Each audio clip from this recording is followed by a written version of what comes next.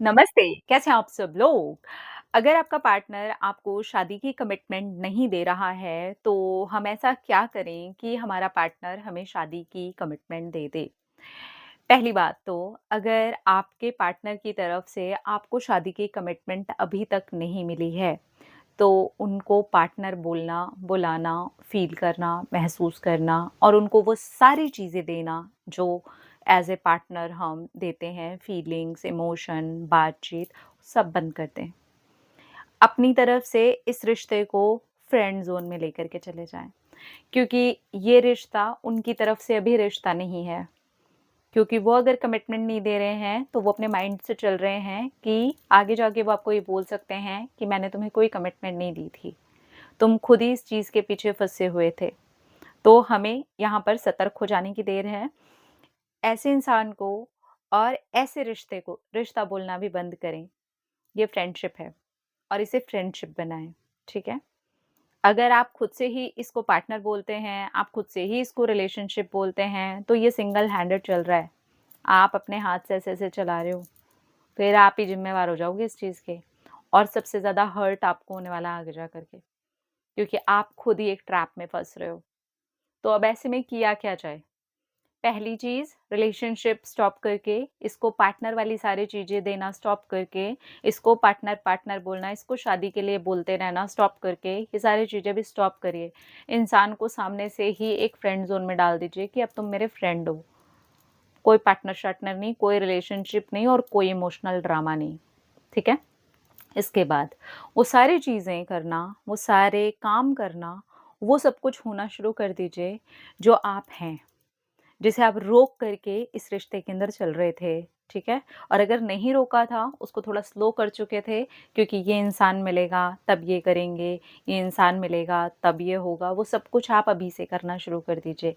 अपनी ग्रोथ के ऊपर ज़्यादा से ज़्यादा ध्यान लेकर के जाइए और इस इंसान को ना ये बोल दीजिए कि मैं इस रिश्ते के लिए या मैं पार्टनरशिप के लिए या मैं आगे जा कर के इस फ्रेंडशिप को आगे रिलेशनशिप में चेंज करने के लिए तभी सोचूँगी जो वो चीज़ें आपकी तरफ से मुझे मिलनी स्टार्ट हो जाएँगी। तो इसको सिर्फ़ और सिर्फ़ क्लियर कट फ्रेंड ज़ोन ही रखते हैं। मैं अब आपकी फ्रेंड से ज़्यादा मैं अब आपका फ्रेंड से ज़्यादा कुछ भी नहीं हूँ।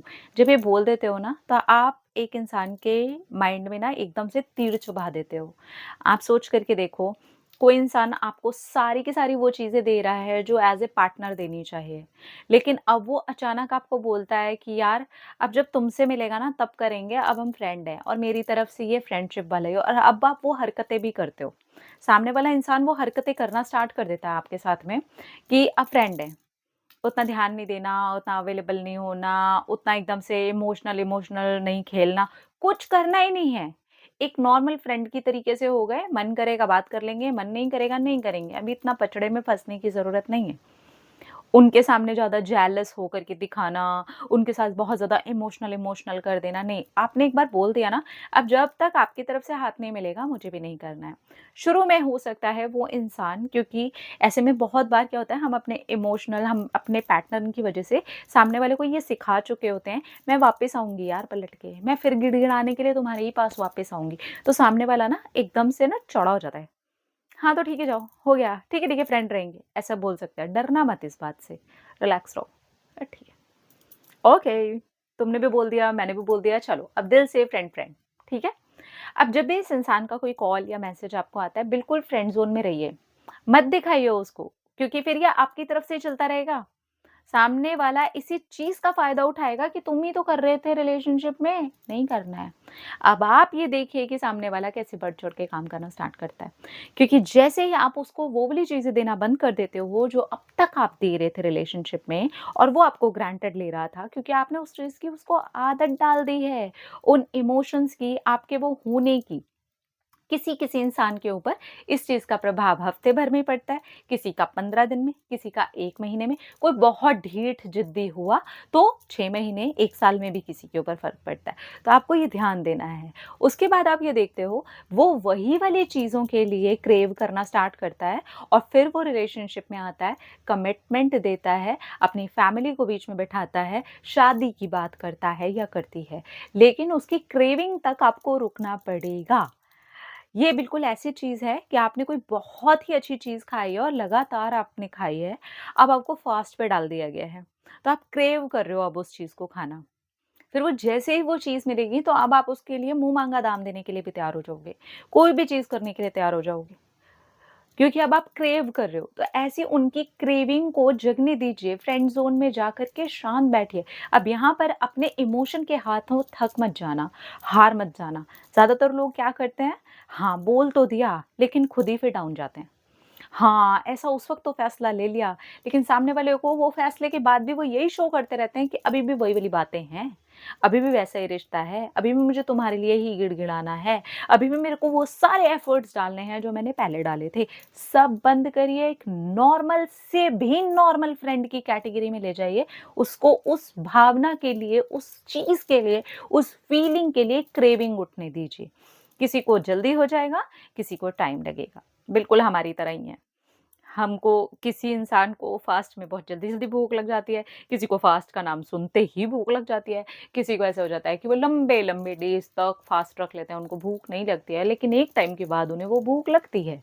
तो उस चीज़ का आपको थोड़ा-सा वेट करना होगा, पेशेंस बना के रखनी होगी। आपके जो पार्टनर हैं, सामने से आपको शादी की कमिटमेंट देंगे एंड उसके बाद भी आपको ये ध्यान देना है, कमिटमेंट पर जंप नहीं करा करो। सामने वाला अगर आपको कमिटमेंट दे रहा है, उसके उस प्रॉमिस को पूरा हो जाने देना, यानी कि आपकी शादी उसके साथ हो जाने देना। उसके बाद आप जंप कर सकते हो रिलेशनशिप में, क्योंकि अब है रियल में रिलेशनशिप है, अब आपकी शादी हो गई। तो अगर आप ऐसे चलते हो, तब समझ जाओगे आपने अपनी ग्रोथ को भी नहीं रखा, अपने आप को भी डाउन नहीं किया, अपनी सेल्फ रिस्पेक्ट को भी नहीं गिराया और अकेले 7-7, 8-8, 10-10 साल तक एक रिश्ता लेकर के ढो के नहीं चल रहे हो। बहुत सारे लोग हैं जो मेरे साथ फ़ोन पे जुड़ते हैं और मैं उनसे पूछती हूँ, अकेले निभा रहे थे? तो वो बोलते हैं, हाँ, सामने वाला कमिटमेंट दे ही नहीं रहा, लेकिन ये रिश्ता था। तो मैं उनको ये बोलती हूँ, ये रिश्ता नहीं था, आप एक मज़ाक में फँसे हुए थे और ये फाइनली वहीं पर जाकर के टूटा जहाँ इसको टूटना था। क्योंकि सामने वाला माइंड से चल रहा था, उस समय पर आपको भी थोड़ा माइंड से चलना होगा। बना दीजिए इनको फ्रेंड, कर दीजिए इनको अपने आप से दूर। इनको उस चीज़ के लिए, उस फीलिंग के लिए, उस भावना के लिए क्रेव करने दीजिए। फिर देखिए कैसे आपको कमिटमेंट देते हैं। कमिटमेंट के तुरंत बाद फिर से याद रखिएगा, जंप मत कीजिएगा जब तक वो कमिटमेंट वाला प्रॉमिस आपके लिए पूरा नहीं हो जाता। ठीक है? अपना-अपना रखिए ख्याल, अपने आप से कीजिए ढेर सारा प्यार ताकि आप अट्रैक्ट करें ढेर सारा प्यार। Love you all. टाटा।